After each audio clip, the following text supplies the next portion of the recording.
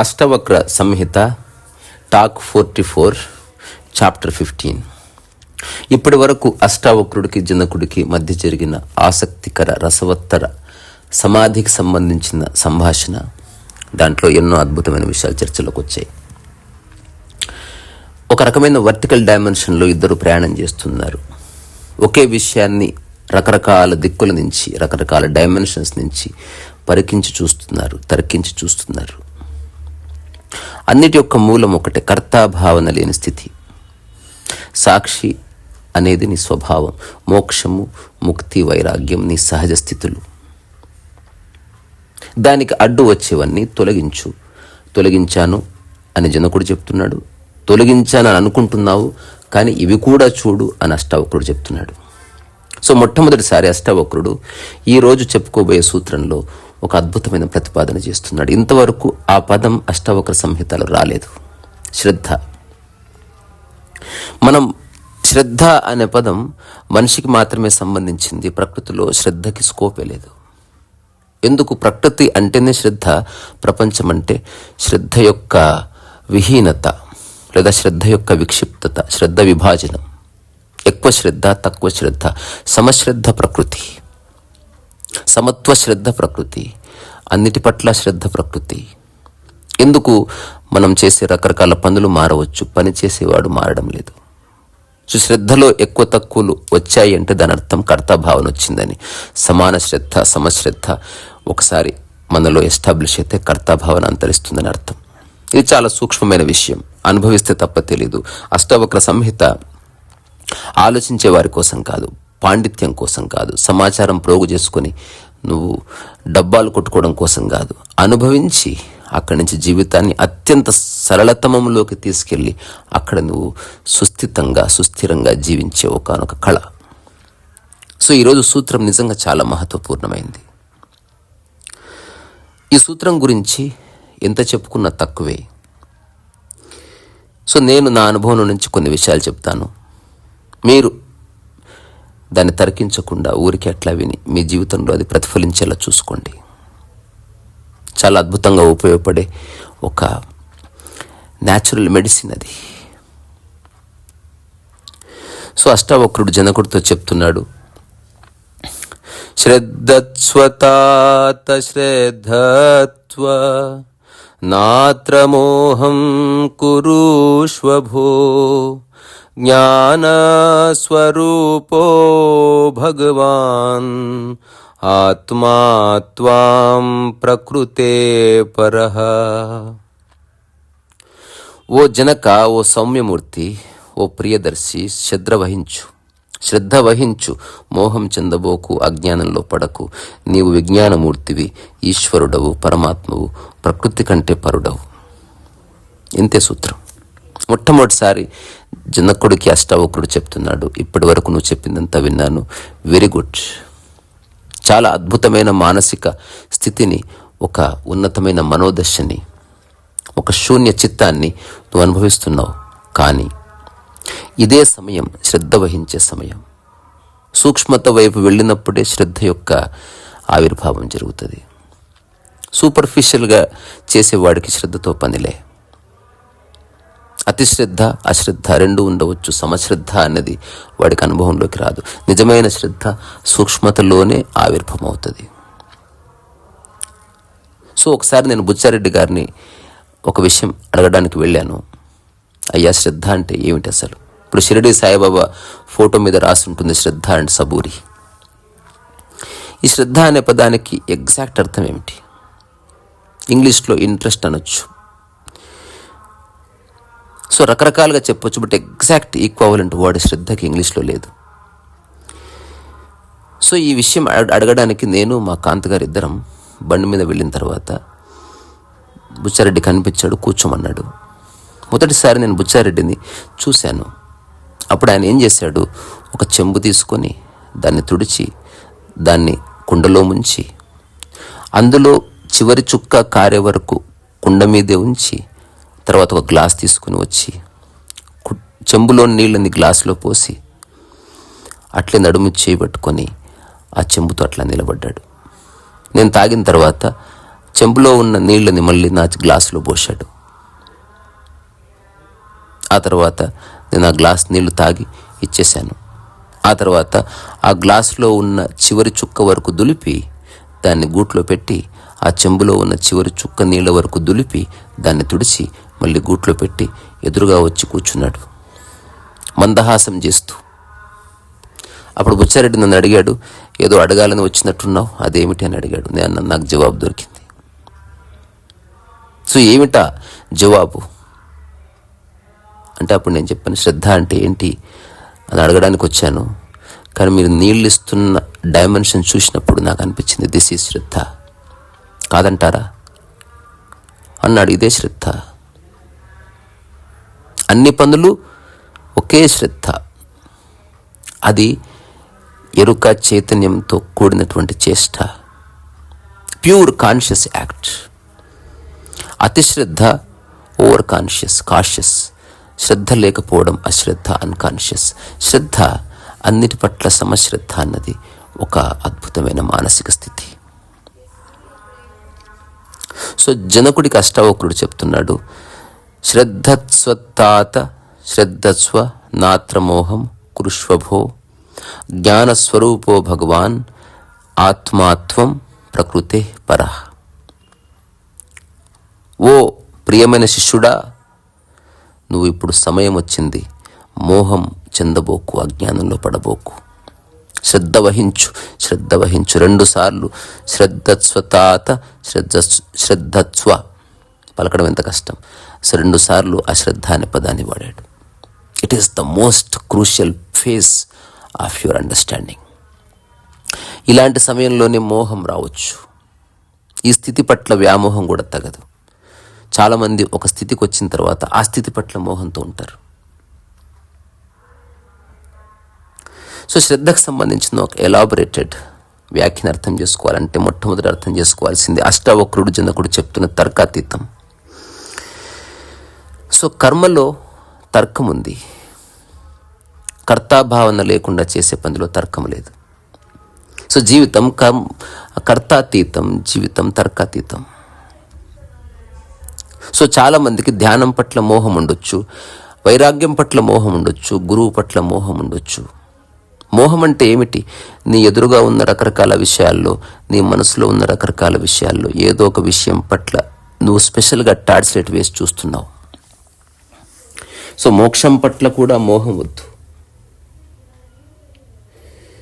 So మనకి భాషలో 3 పదాలు ఉన్నాయి, జ్ఞాతము, అజ్ఞాతము, అజ్ఞేయమని. సో జ్ఞాతం అంటే తెలుసుకోబడేది, అజ్ఞాతం అంటే తెలుసుకోలేనిది బట్ తెలుసుకోవచ్చు అని. బట్ అజ్ఞేయం అంటే ఎప్పటికీ తెలుసుకోలేనిదని. సో అనుభవించవచ్చు బట్ తెలుసుకోలేవు. సో మనం జీవితాన్ని గనక ఒక బర్డ్స్ ఐ వ్యూ నుంచి చూస్తే మనకు 2 డైమెన్షన్స్ కనిపిస్తాయి. ఒక మనసు సమయంలో బందీ అయి పనిచేయడం, ఒక మనసు అనంతంలో బందీ అయి పనిచేయడం. సో సమయంలో బందీ అయి పనిచేసినప్పుడు నీలో ఖచ్చితంగా కర్మ భావన వస్తుంది. కర్మ సిద్ధాంతాన్ని ఆలంబన చేసుకొని నువ్వు జీవించాలి. అలాగే జ్ఞానయోగము, భక్తి యోగము ఇవన్నీ సమయంలోనే ఉన్నాయి. కానీ సమయాతీతంలో గనక నువ్వు జీవితాన్ని అర్థం చేసుకునే ప్రయత్నం చేస్తే అక్కడ కర్మశూన్యత ఉంటుంది. కర్తాభావనకి స్కోప్ లేదు. కర్మనే లేనప్పుడు కర్త ఎక్కడిది? సో జీవితాన్ని 2 విధాలుగా అర్థం చేసుకోవచ్చు. సో యోగం అంటే ఆకాశాన్ని ఆలంబన చేసుకున్నవాడు, భోగి అంటే సమయాన్ని ఆలంబన చేసుకున్నవాడు. సో భోగి ధ్యానం చేయాలంటే సమయాతీతంలోకి అడుగు పెట్టాలి. యోగి సమయాతీతంలోనే ఉన్నాడు. తను పని చేస్తున్నాడు, సమయం చూసుకోవడంలే. తను పని చేస్తున్నాడు, కర్త లేకుండా చేస్తున్నాడు. సమయం నీకు అనేక విషయాల్ని నేర్పిస్తుంది. సమయాతీతం ఆకాశం అనంతాన్ని పరిచయం చేస్తుంది. సో జీవితాన్ని మనం గడపడానికి, జీవితాన్ని మనం అర్థం చేసుకోవడానికి ఈ 2 పద్ధతులే. అనంతాన్ని పట్టుకొని జీవిస్తున్నవాడు, ఆకాశాన్ని పట్టుకొని జీవిస్తున్నవాడు. సమయాన్ని పట్టుకొని జీవిస్తున్నవాడు ఆ సమయంతో పాటు కాలము, దేశము, ప్రాంతము, మనస్సు, రకరకాల విషయాలన్నీ చర్చలోకి వస్తాయి. ఇక్కడ మనం ముఖ్యంగా అర్థం చేసుకోవాల్సింది ఏదైతే అంతటా ఉన్నదో అదే సత్యము, తద్వారా ఆకాశం సత్యం. సో సమయాన్ని పట్టుకున్నవాడు సంఘర్షణ పాలవుతాడు, ఆకాశాన్ని పట్టుకున్నవాడిలో ఏ సంఘర్షణ ఉండదు. సంయోగం ఉంది, కర్తాతీతం ఉంది. రమణ మహర్షి ఆకాశాన్ని పట్టుకున్నవాడు, నీమ్కరులి బాబా ఆకాశాన్ని పట్టుకున్నవాడు. అనంతం అనేది నీకు మూల వస్తువు అయినప్పుడు నువ్వు అనంతాన్ని అయిపోతావు. అందుకే మనిషి వస్తువులో ఇరుక్కున్నప్పుడు లిమిటెడ్ అయిపోతాడు, సిద్ధాంతంలో ఇరుక్కున్నప్పుడు కాస్త వాస్ట్నెస్ అనుభవిస్తాడు. ఆకాశాన్ని పట్టుకున్నప్పుడు అతనే ఆకాశం అని తెలుసుకుంటాడు. సో ఆకాశానికి మరో పేరే ఆత్మ, అన్ని చోట్ల ఉన్నది, దాని స్వభావం ఎప్పటికీ మారనిది. సాక్షి ఆకాశం, ఆత్మ ఆకాశం, ఆనందం ఆకాశం, ప్రశాంతత ఆకాశం, సహజ ధ్యానం, సహజ మోక్షం, సహజ వైరాగ్యం ఇవన్నీ ఆకాశ స్థితులు. సో పండిట్ బిర్జు మహారాజ్ కథక్ అనే ఒక నృత్య రూపకాన్ని ప్రపంచవ్యాప్తంగా ఫేమస్ చేసినవాడు. తన చివరి దశలో ఒక ఇంటర్వ్యూలో ఒక మాట చెప్పాడు. ఎవరో ఒక ఆవిడ తను అడిగింది, నేను చిన్నగున్నప్పటి నుంచి మీ యొక్క డ్యాన్స్ని చూస్తున్నాను, అభినందిస్తున్నాను, ఆరాధిస్తున్నాను, మీరు నా గురువుతో సమానం. కానీ ఒక్క విషయం నన్ను ఇప్పటికీ ఆశ్చర్యానికి గురిచేస్తుంది. ఇప్పుడు మీరు 70 వసంతాల్లో ఉన్నారు. నేను మీరు యవ్వనంలో నర్తించినప్పుడు చూశాను, ఇప్పుడు నర్తిస్తున్నప్పుడు చూశాను, మీలో కొంచెం కూడా ఆసక్తి ఉండదు. సో ఒక కళాకారుడికి ఎదురుగా కూర్చున్న ప్రేక్షకుల మీద శ్రద్ధ ఉంటుంది. మీ ఎదురుగా 100 మంది ఉండవచ్చు, 1000 మంది ఉండవచ్చు, అసలు ఎవరు ఉండని లేకుండా మీరు ఒక గదిలో ఏకాంతంగా నర్తిస్తూ ఉండవచ్చు. But I have not seen any change in your performance. దీని వెనుక రహస్యం ఏమిటి అన్నప్పుడు బిర్జు మహారాజ్ చెప్పాడు, నేను ఆకాశానికి నా డ్యాన్స్ని చూపిస్తాను, ప్రేక్షకులకు కాదన్నాడు. ఇప్పుడు నేనే ఇచ్చిన రకరకాల టాక్స్లో కొన్ని టాక్స్ని ఒకరు టైప్ కొడుతున్నారు, దానికి పుస్తకం టైటిల్ ఏంటని అడిగారు. నేను చెప్పాను, speaking to the sky. I'm not addressing anybody. ఊరికే భాష వరకు చెప్పొచ్చు, బట్ నా రియల్ అడ్రస్ అనంతమైన ఆకాశానికి. నా వాక్కు ఆకాశానికి చెందింది, నా భాష ఆకాశానికి చెందింది. So my each word and each action directed towards sky, which is so vast, which is unlimited, which is uncontaminated. So సమయాన్ని పట్టుకున్నవాడు నిరంతరం సంఘర్షణ పాలవుతాడు. సో సమశ్రద్ధ వచ్చినప్పుడు సహజంగాను సమయానికి అతీతంలోకి అడుగు పెడతావు. సో కాలం అంటే ఏమిటి? నాది నీది అని. కాలం నీకు ఇస్తున్న బహుమతి నీలో ద్వైతం సృష్టించడమే. ఇది సరిగ్గా అర్థం చేసుకుంటేనే అర్థమైన విషయం, లేకపోతే అర్థం కాకపోవచ్చు. నువ్వు నాది నీది అంటున్నావా? కాలంలో ఉంటున్నట్టు, ప్రాంతంలో ఉంటున్నట్టు. నిద్రలో నాది నీది పోయింది, కాలాతీతం. ధ్యానంలో నాది నీది పోయింది, కాలాతీతం. మరణంలో నాది నీది పోయింది, కాలాతీతం. సమాధిలో నాది నీది పోయింది, కాలాతీతం. సో కాలంలో నువ్వు చేసేదంతా యుద్ధం, ఆకాశాన్ని పట్టుకొని చేసేదంతా ఆట. ఒక వ్యక్తికి ఒక కత్తి ఇచ్చి పోరాడు అని చెప్తే ఎవరితో పోరాడాలి అంటాడు. అట్లా కాకుండా ఎవరితో పోరాడొద్దు, నువ్వు కత్తి యుద్ధం ఎలా చేస్తావో అలాగే చెయ్యి అనగానే అందరూ దాన్ని నృత్య రూపకం అన్నారు. సేమ్ యుద్ధమే, అపోనెంట్ లేని కారణంగా అది డ్యాన్స్ అయింది. అదే యుద్ధం, అదే డ్యాన్సు అపోనెంట్ రాగానే యుద్ధం అయిపోతుంది. సో సత్యం అతి సహజం, విశాల ఆకాశం, సమగ్ర సమర్పణ, సమశ్రద్ధ. సో సమత్వం అంటేనే శ్రద్ధ, శ్రద్ధ అంటేనే సమత్వం. రమణ మహర్షి జీవితకాలం సాధన చేసిన ఒక పద్ధతి ఏదైనా ఉందంటే సమత్వమే. ఆయన అందరితో చెప్పేవాడు, నా సమక్షంలో అందరూ సమానం. ఒక పదార్థం ఇచ్చినప్పుడు అందరికీ స్పష్టంగా తెలిసేది సమత్వం అంటే ఏంటో. ఒక అరటిపండు ఉంటే 10 మంది ఉంటే 10 ముక్కలు చేసి ఇవ్వవలసిందే. రమణ మహర్షికి ఎక్కువ ఇచ్చారా, అతను అసలు తీసుకునేవాడు కాదు. కొన్నిసార్లు ఆ ఇచ్చిన వ్యక్తుల ముఖం కూడా చూసేవాడు కాదు. ఎందుకంటే వీళ్ళకి అర్థమే కాలేదు, దేనికోసం వచ్చారో, ఏది అర్థం చేసుకోవడానికి నా దగ్గరికి వచ్చారో. అదే విస్మరిస్తే ఎట్లా? ఒక వ్యక్తి సౌందర్యంగా ఉన్నాడు అంటే దాని అర్థం తన శరీరంలో సమత్వం ఉంది అని. ఆ సమత్వము సమశ్రద్ధ వల్ల వచ్చింది. ఇప్పుడు చాలామంది జిమ్కి వెళ్తారు, అందులో సమత్వం లేదు, సమశ్రద్ధ లేదు. చేతుల మీద ఫోకస్ చేస్తారు, లేదా ఛాతీ మీద ఫోకస్ చేస్తారు, లేకపోతే బెల్లి మీద ఫోకస్ చేస్తారు, థైస్ మీద ఫోకస్ చేస్తారు.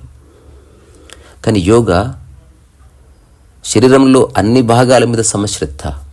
అందుకే యోగా వల్ల వచ్చిన సౌందర్యం మనకు జిమ్కి వెళ్ళిన వాళ్ళ వల్ల రాదు. జిమ్ వల్ల వచ్చిన సౌందర్యం ఆ తాత్కాలిక సౌందర్యం, పాక్షిక సౌందర్యం ఖచ్చితంగా పోతుంది. అది అందంగా ఉండటం కాదు, అందం నిలబెట్టుకునే ప్రయత్నం. అందంగా ఉండటం అంటే సహజంగా ఉండటం అని. సో ఏ శరీరం అయితే సహజంగా సౌందర్యం ఉందో దాంట్లో సమత్వం సమగ్రంగా ఎక్స్ప్రెస్ చేయబడుతుంది అని అర్థం. సౌందర్యం అంటే ఒక రకరకాల అవయవాల యొక్క ఒక బ్యాలెన్స్డ్ ఎక్స్ప్రెషన్.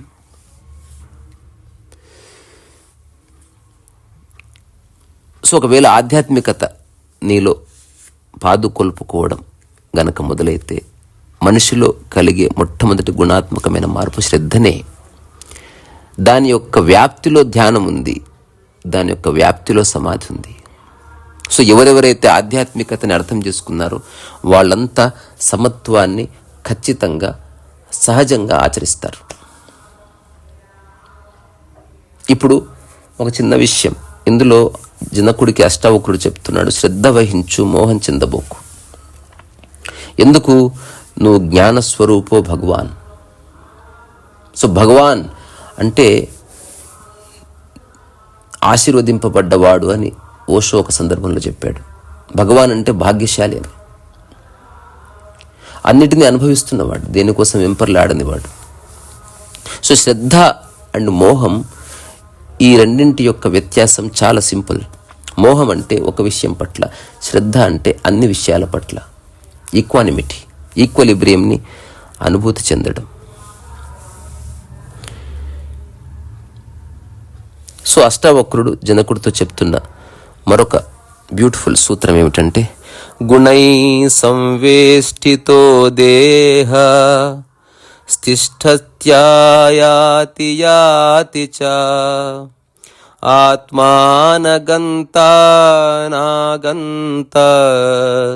కిమేన మనుషోచసి. ఓ ఆత్మజ్ఞాని, శరీరం గుణాలతో చుట్టుకొని ఉన్నది, అది వస్తుంటుంది, పోతుంటుంది. ఆత్మ వెళ్ళేది కాదు, వచ్చేది కాదు. దేహం ఆత్మలను గూర్చి ఆలోచించి ఆవేదన చెందటం ఎందుకు? భాగ లక్షణం చేత నువ్వు చిద్రూపుడవు, జ్ఞానివి. సో అనవసరమైన శోకానికి కారణం ఏమిటి అంటే, శరీరాన్ని చూసి మురిసిపోవడం వల్ల మనిషి అనుభవించే శోకం, దాని యొక్క బాధ చాలా ఎక్కువ. ఒక బ్యూటిఫుల్ స్టోరీ చదివాను, ఇండోనేషియాకు సంబంధించిన కథ.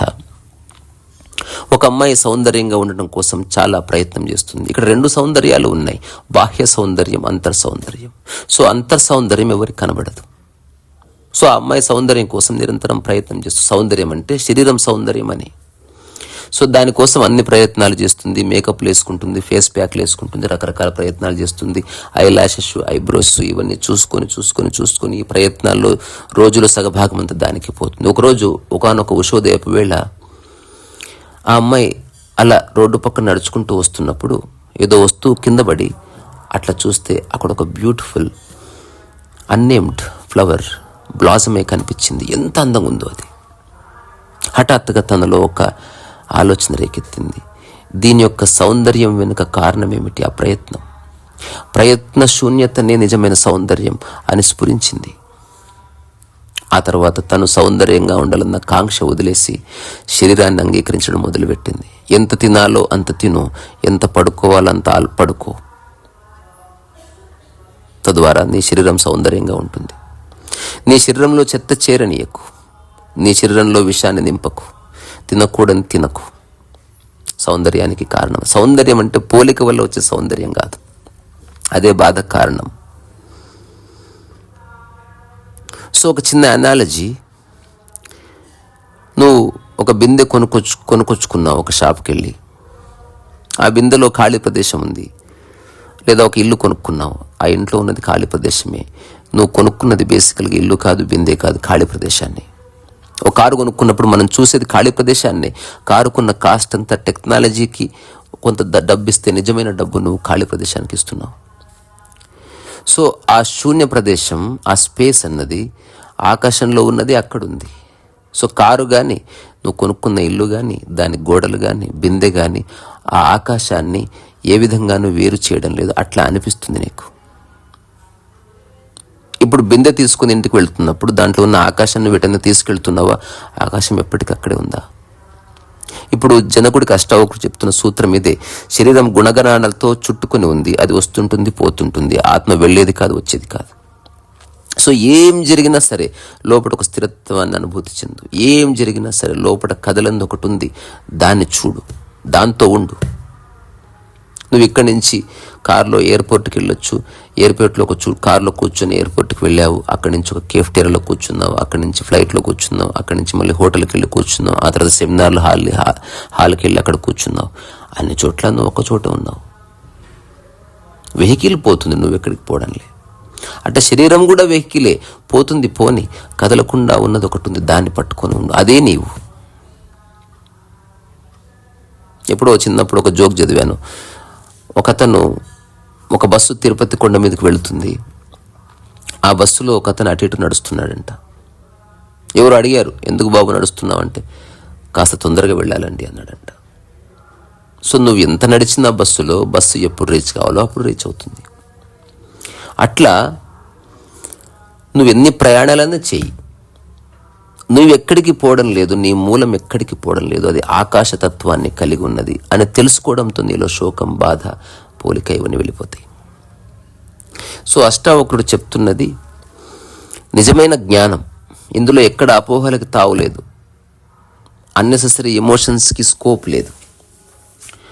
ఉన్నదాన్ని జస్ట్ చూడు, అనుభవించు. ఏది స్థిరంగా ఉందో అది నీవు, ఏది స్థిరంగా లేదో, ఏది అశాశ్వతం అది నీవు కాదు అని చెప్తున్నాడు, అంతే.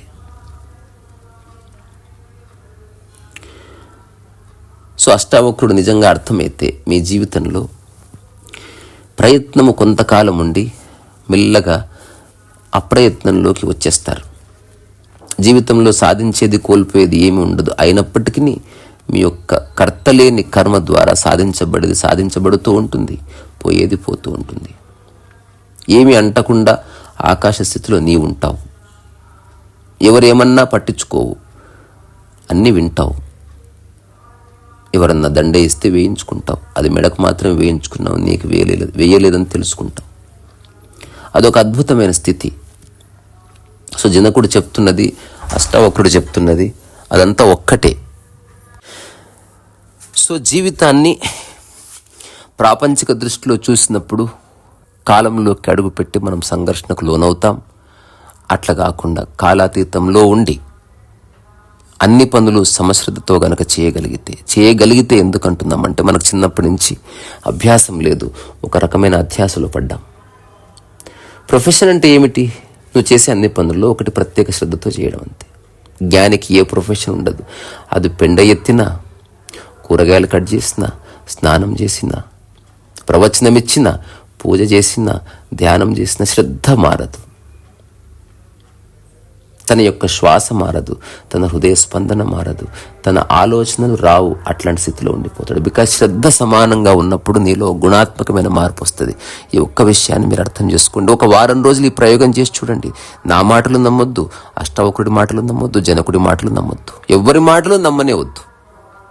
మీరే చెక్ చేసుకొని చూసుకోండి. ఎవరికైనా వడ్డిస్తున్నప్పుడు మీరే, ఎవరికైనా డబ్బిస్తున్నప్పుడు మీరే, ఒక మిత్రుణ్ణి కలుస్తున్నప్పుడు నీవే, ఒక శత్రువుని కలుస్తున్నది నీవే, బాత్రూమ్ కడిగేది నీవే, ఒక పెద్ద వేదిక మీద ప్రసంగించేది నీవే. మరి శ్రద్ధ మారితే నీలో ఒక స్ప్లిట్ వస్తుంది. నువ్వు రకరకాల భాగాలుగా విడిపోతున్నావు, ఖండాలుగా మారుతున్నావు. శ్రద్ధ ఎక్కువ, మనసు ఒక విధంగా ఉంటుంది. శ్రద్ధ తక్కువ, మనసు ఇంకో విధంగా ఉంటుంది. శ్రద్ధ సమానంగా ఉన్నప్పుడు మనసు ఎలా ఉండాలో అలా ఉంటుంది. సో ఎలా ఉండాలో అలా ఉండే మనస్సే సహజమైన మనస్సు. మీ మనసు స్థిరపడితే శ్వాస స్థిరపడుతుంది, హృదయ స్పందన స్థిరపడుతుంది. అక్కడి నుంచి మీరు చేసే ప్రతి పని ఒక సహజమైన దైవిక శక్తి కలిగి ఉంటుంది. దైవిక శక్తి అంటే ఏదో పరాశక్తి, ప్రత్యేకమైన శక్తి మనలో దిగడం కాదు. శ్రద్ధలో ఒక సమత్వం వచ్చింది, ఒక ఎటర్నల్ బ్యాలెన్స్ వచ్చింది. శ్రద్ధలో సమత్వం వచ్చిందంటే మీరు బౌండరీస్కి బియాండ్గా వెళ్ళారు, ప్రాంతాలకి బియాండ్గా వెళ్ళారు, మనస్సుకి బియాండ్గా వెళ్ళారు, అన్నిటికీ బియాండ్గా వెళ్ళారు. సో కాలాతీతంలోకి అడుగు పెట్టారు. ధ్యానం అంటేనే కాలాతీతం కాబట్టి. మరొక మంచి కాన్వర్జేషన్తో రేపు కలుసుకుందాం. ఇక్కడి నుంచే మీ అందరి ఓపికకి శిరస్సు వంచి నమస్కారం చేస్తున్నారు ఈ సరస్సు వయసు.